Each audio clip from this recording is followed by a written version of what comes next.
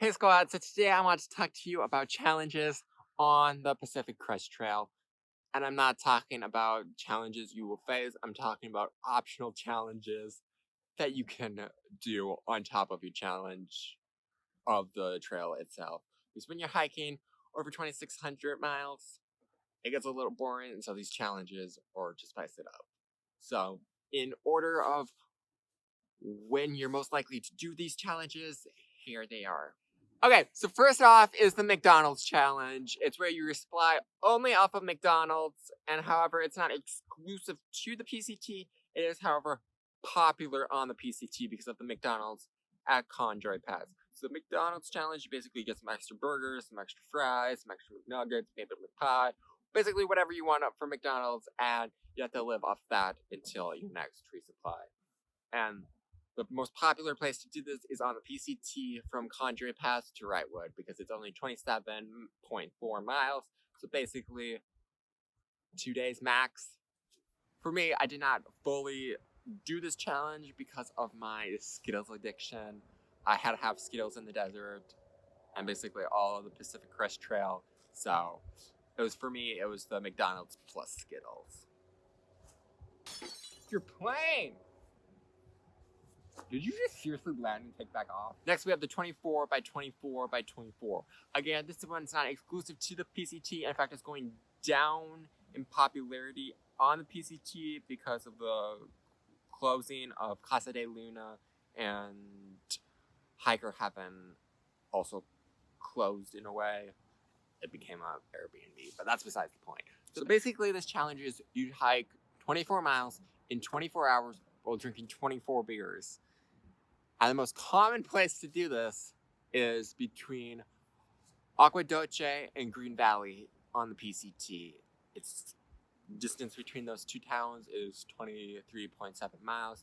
However, I believe this challenge was the reason why both Hiker Heaven and Casa de Luna had to close its doors because people were showing up trash to these hostels. I did not participate in this challenge, so I cannot speak to how dangerous it was or how reckless it was. In fact, I did not see anybody while I was out there participating in this challenge, thankfully. I do believe that the closing of these two hostels led to the downfall of this challenge. And next we have the Pancake Challenge. So once you get to Syad Valley, they have a cafe there. Hours are basically early morning. They close mid-afternoon, so just be aware of that. And breakfast ends at 11, so you have to get in there. Their hours are kind of, so like just be aware of that.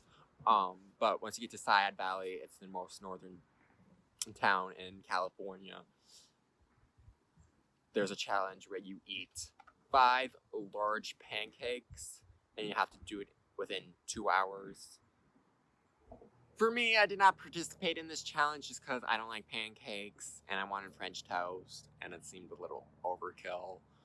Also, I did not want to fill my stomach up pancakes and then have to hike up a giant hill because there's like a at least 7-mile climb after that. Might be longer.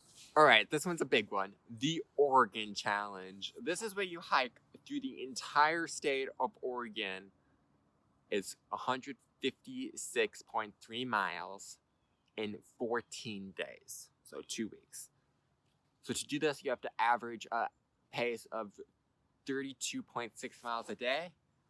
I am proud to say I completed this challenge. Logistically, it was complicated, and it took everything I had in me, and I ended up taking a 00 afterwards, and I wanted it to be a 000, but you know how the trail works. So next up is one that I saw a lot in Far Out about, but I don't know anybody who actually participated in this challenge. It's the Washing None Challenge. It's basically where you go through all of Washington without showering, bathing, or laundry of any kind.